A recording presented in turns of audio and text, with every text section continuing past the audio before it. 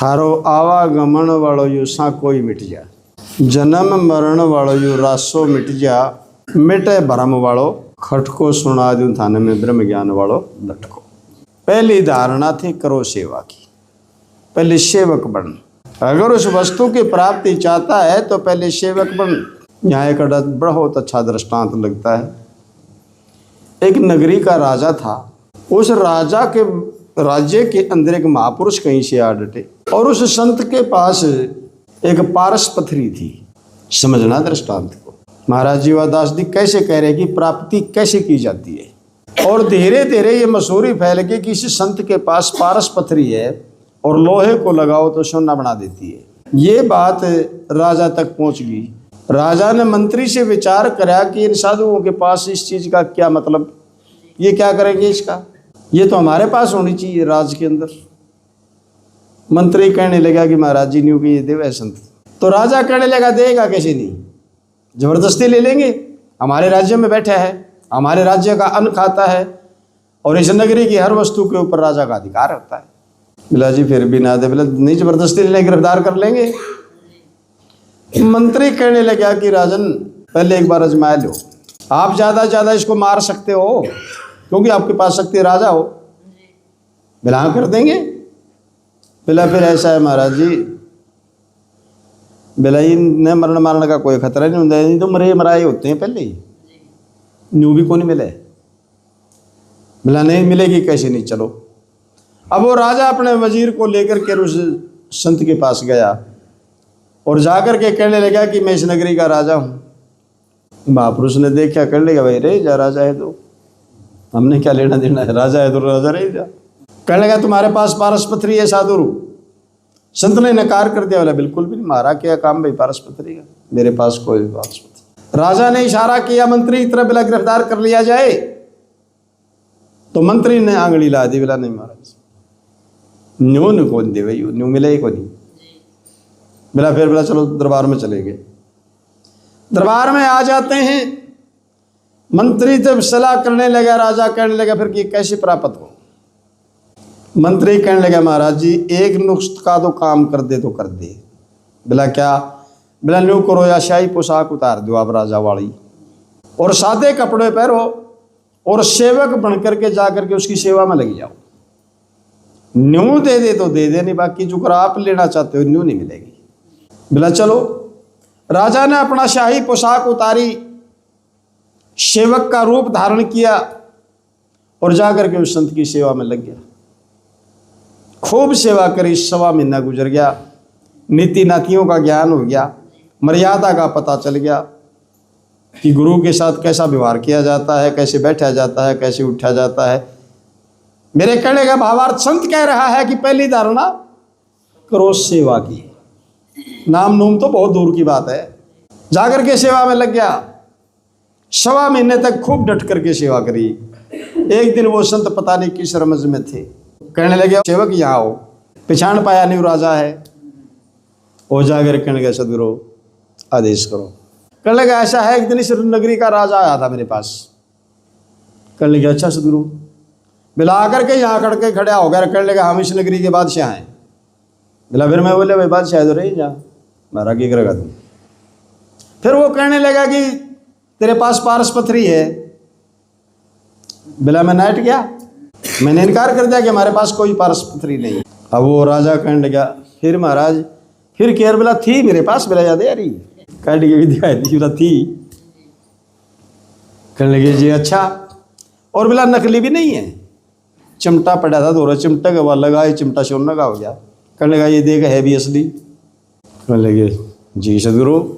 और बोला भाई ऐसा है हम तो रम्मत पर जाएंगे और हम इसका क्या करेंगे। बोला ले बोला तन्ना हमारी सेवा करी है, बहुत सेवा करी तने, हम बड़े खुश हैं आपसे। लो बेटा ये पारस पथरी हम आपको देते हैं। वह पारस पथरी राजा को दी थी। अरनू बोला ले चिमटा भी तू ले जा, सोना का बना रहेगा, हम तो और पत्ती मोस लेंगे भाई। राजा बड़ा खुश हुआ। नाम प्रीतम सिंह था उस राजा का। और आकर के अपना दरबार लगाया और मंत्री से कहने लगे बढ़िया काम। कहने लगा जी बहुत बढ़िया हुआ महाराज जी। तो तब फिर राजा कहने लगा कि मंत्री से कि मंत्रीवर महाराज जी जो है रम्मत पे जाने की कहे और वो निकल जाएंगे। जितना जल्दी हो सके वेला जो है उस महापुरुष को दरबार में तलब करो, लेकिन ध्यान रहे कोई ऐसी चूक ना होने पाए जो संत की नीति के खिलाफ हो। ये ध्यान रहे, बाई इज्जत लेके आओ, क्योंकि सेवा में न सेवा में रहा था, उसको नीतियों का पता चल चुका था कि नीति होती क्या है। और कई यार तो मेरे पर ने तो जो संत के बात कर लगा मेरा की बात कैसे की जाती है। सवा महीने के अंदर बहुत कुछ सीखा उसने। कहने लगा भाई इज्जत लेकर के आना है, ध्यान रहे। और उसे मंत्री गया भाग्या और जाकर के कहने लगा महाराज मत्था टेक का। कहने लगा हाँ भाई आओ। कहने लगा जी आपको राजा प्रीतम सिंह ने तलब किया है, महाराज कृपा करो। कहने लगा भाई हमारे से प्रीतम सिंह को क्या काम पड़ गया। कहने लगा जी मन ने नहीं मेरा बुलाया है, चलो। कहने लगा चलो। अब वो संत उठ करके उस राजा प्रीतम सिंह के दरबार में आ जाता है और राजा प्रीतम सिंह के ताज जो है शीश के ऊपर पहचान नहीं पाया। और जब दरबार में प्रवेश किया संत ने तो राजा प्रीतम सिंह ने अपनी गद्दी छोड़ दी, आसन छोड़ दिया और हाथ बांध के खड़ा हुआ। कहने लगा सदगुरु नमन किया, मत्था टेके। कहा तो वो प्रीतम सिंह जो अहम के अंदर यह कहता था कि हम इस नगरी के राजा हैं, आसन छोड़ देता है और मत्था टेकता है, दंडवत प्रणाम करता है अपने महापुरुष को। कहने लगा प्रभु, कहने लगा हाँ राजन बोलो हमारे को कैसे बुलाया। आसन दिया संत को, बैठे। कहने लगे महाराज जी मैंने तो इसलिए बुलाया कि ये संत भी झूठ बोलते हैं, ये संत भी झूठ बोलने लग गए। कहने लगा क्यों। कहने लगे आपने बोली। बोला हम क्यों झूठ बोलेंगे, हम किसके लिए झूठ बोलेंगे भाई, हमारा क्या काम, हम क्यों बोलेंगे झूठ, हम कोई झूठ नहीं बोलते। कहने लगे महाराज जी आपके पास पारस पथरी थी और आप नाट गए कि मेरे पास नहीं मिला थी, ये कोई नहीं हमारे पास थी ही नहीं। कहने काट के दिखा दी मेरे राजा ने। कहने लगा ये देखो महापुरुषों ये वही पारस पथरी है जो आपके पास थी। दृष्टांत है प्रेमियों, कलेजा मुंह को आता है और पता चलता है कि नीति कहां जाकर के कसौटी को टंगती है। तब संत कहता है कि राजन हमारे पास पारस पथरी नहीं थी, और अगर ये वही पारस पथरी है तो ये राजा के लिए नहीं थी, ये सेवक के लिए थी। अगर दी वही है तो तू सेवक बनकर के ले आया हुआ, राजा बनकर के नहीं ला सकता। तो महापुरुष क्या कह रहे हैं, पहली धारणा करो सेवा।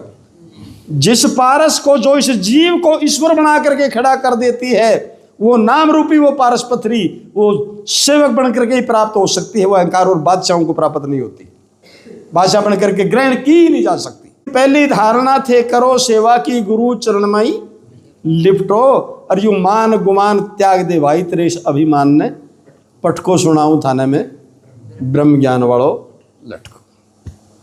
दूसरी मंजिल दूसरी पौड़ी, जब तू सेवक बन गया, अरे और भी कुछ नहीं कर सकता तो कम से कम सेवका में तो नाम लिखवा ले, कम से कम तेरी सेवकों में तो गिनती होने लगे, कहीं तो तेरा नाम खड़ा हो। दूसरी धारणा थे करो सत्संग की। नाम का रोड़ा नहीं है अभी तक, नाम नूम से तो बहुत दूर है, अब नाम के तो काबिल ही नहीं हुआ अभी तक।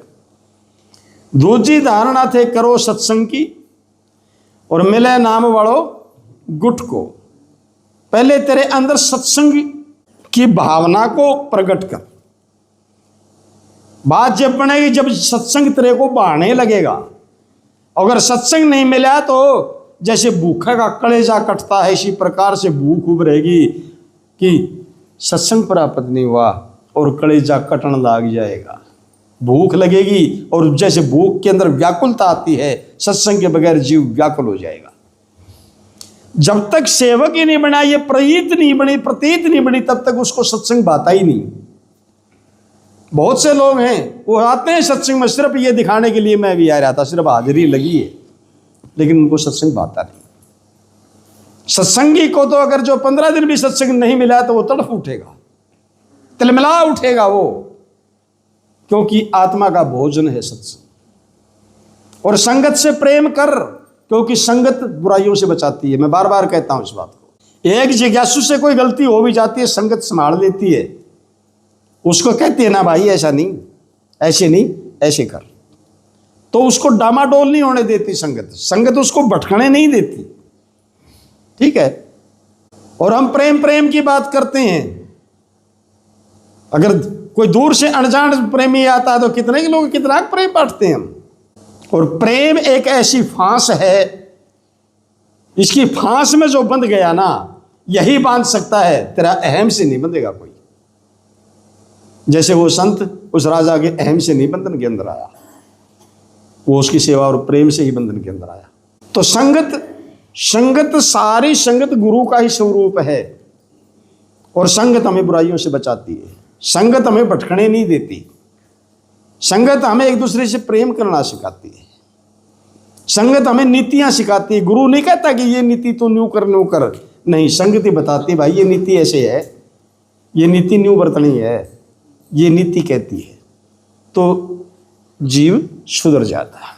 तो दूसरी धारणा, करो सत्संग की मिले नाम वालो गुट को, और पाप कर्म तेरे सब मिट जासी, यू फूटे पाप वालो मट को।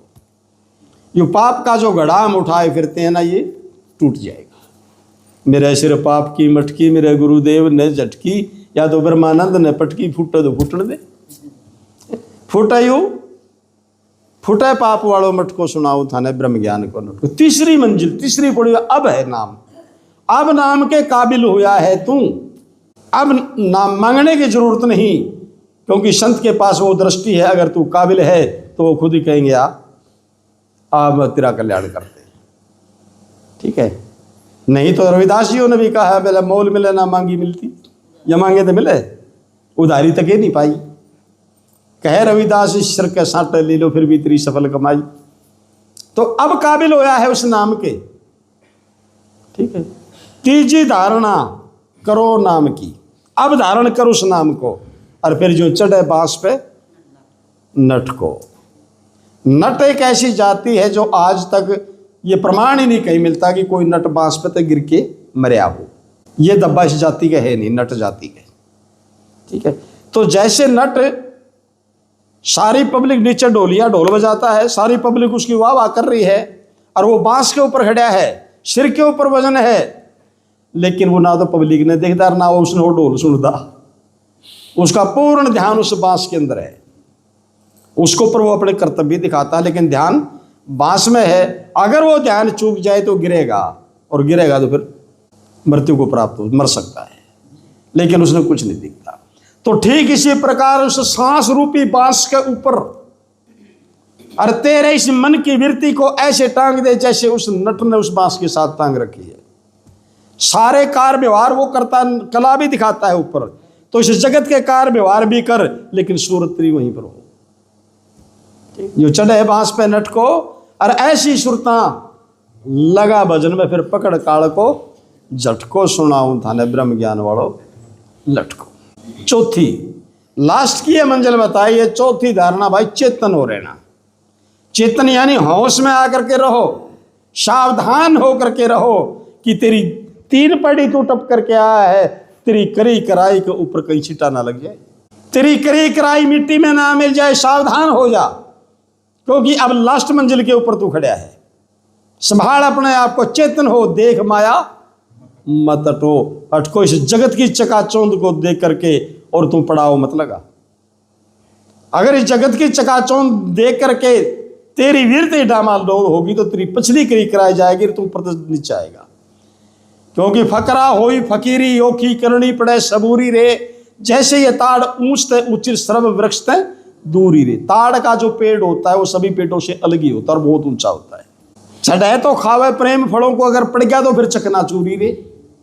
वर्ण आश्रम तीन लाज से, परिवार की लाज, कुल लाज, लोक लाज और वेद लाज, तीनों लाज तो ये। और वर्ण आश्रम का यू पिंजरा, मैं ब्राह्मण वर्ण से हूं, मैं क्षत्रिय हूं, या मैं शूद्र हूं, या मैं वैश्य हूं, इस वर्ण आश्रम के पिंजरे ने फेंक पड़े तार के। तो फकरा होई फकीरी, ओखी करनी पड़े सबूरी रे, जैसे ताड़ ऊंचते ऊंची सर्व वृक्ष ते दूरी रे। चढ़े तो खावे प्रेम फड़ा को, पड़े तो चकना चूरी रे। और वर्ण आश्रम तीन लाज से हौसी पाक जरूरी रे। वर्ण आश्रम और तीनों लाज से तू पवित्र बन, हौसी पाक जरूरी रे। फिर चढ़ो महल पिया के ऊंचे, चढ़ो महल पिया के ऊंचे, राव सेज हजूरी रे। दास गुलाब फकीरी ऐसी आगरिया जे कर उतरे पूरी रे। इसका नाम फकीरी है।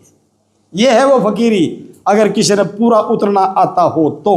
ढंगोसलेबाजी का नाम फकीरी नहीं है। ठहक रे क्या अर्थ देता है? फै का अर्थ फाका।